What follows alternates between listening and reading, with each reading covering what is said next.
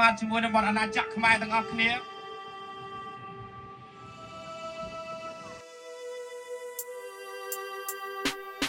ហើយអ្នកថាពួកយើងជាខ្មែរមានគេដំណើរពីដូនតាបន្សល់ទុកនៅពីវិញនៃសវណ្ណភូមិដ៏ថ្លៃថ្លាគឺជាកំណត់មហាសាលដែលបានដោយមិនពឹងទេវតាគឺជាញើសឈាមដែលលះបង់ចិត្តចង់ពីកាយនិងប្រាជ្ញាហើយអ្នកថាពួកយើងជាខ្មែរធ្លាប់តែជាពូដែលអស្ចារ្យប្រវត្តិសាស្ត្រដ៏រុងរឿងអង្គរអាណាចក្រចេនឡាមិនដែលចោះញោមនឹងអំណាចរស់នៅក្រោមជើងជាតិសាសនាចុះមិនបានជាពេលអីលើធ្លាក់ដល់ចំណុច0អង្សាហើយខ្ញុំនឹងច្រៀងរឿងនិទានពីប្រវត្តិសោដា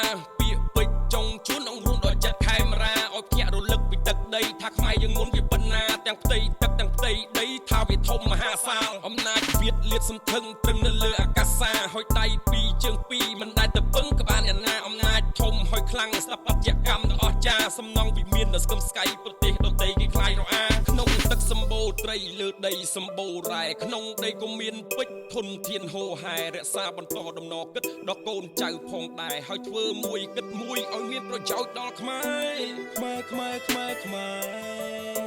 ធ្វើដើម្បីខ្មែរធ្វើដើម្បីជាតិខ្មែរហើយពួកយើងទាំងឡាយពួតដៃគ្នាខ្វល់ខ្វាយឲ្យជាតិសង្សុខសាហើយអ្នកថាពួកយើងជាខ្មែរមានគេដំណើរពីដូនតាបន្សល់ទុកនៅពីវិញនៃសវណ្ណភូមិដ៏ថ្លៃថ្លាគឺជាកំណត់មហាសាលដែលបានដោយមិនពឹងទេវតាគឺជាញើសឈាមដែលលះបង់ចិត្តចង់ពីកាយនិងប្រាជ្ញាហើយអ្នកថាពួកយើងជាខ្មែរធ្លាប់តែជាពូដែលអស្ចារ្យប្រវត្តិសាស្ត្រដ៏រុងរឿងអង្គរអាណាចក្រចេនឡាមិនដែលចោះញោមនឹងអំណាចរស់នៅក្រោមជើងជាតិសាសនាចុះមិនបានជាពេលអីលើធ្លាក់ដល់ចំណុច0អង្សា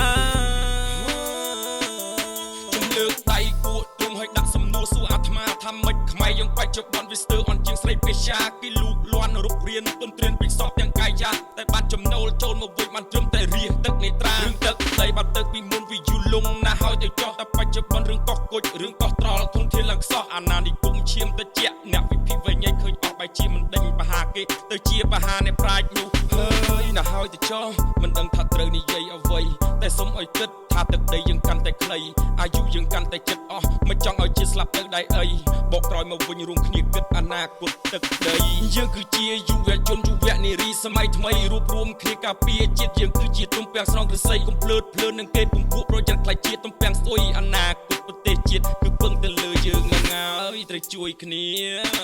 យើងសាមគ្គី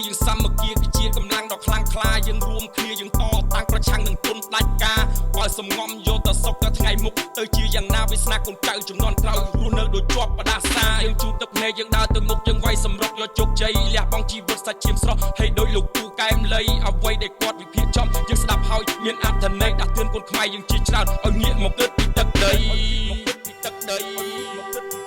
ហើយអ្នកថាពួកយើងជាខ្មែរមានគេដំណើរពីដូនតាបន្សល់ទុកនៅពីវិញនៃសវណ្ណភូមិដ៏ថ្លៃថ្លាគឺជាកំណត់មហាសាលដែលបានដោយមិនពឹងទេវតាគឺជាញើសឈាមដែលលះបង់ចិត្តចង់ពីកាយនិងប្រាជ្ញាហើយអ្នកថាពួកយើងជាខ្មែរធ្លាប់តែជាពូដែលអស្ចារ្យប្រវត្តិសាស្ត្រដ៏រុងរឿងអង្គរអាណាចក្រចេនឡាមិនដែលចោះញោមនឹងអំណាចរស់នៅក្រោមជើងជាតិសាសនាចុះមិនបានជាពេលអីលើធ្លាក់ដល់ចំណុច0អង្សា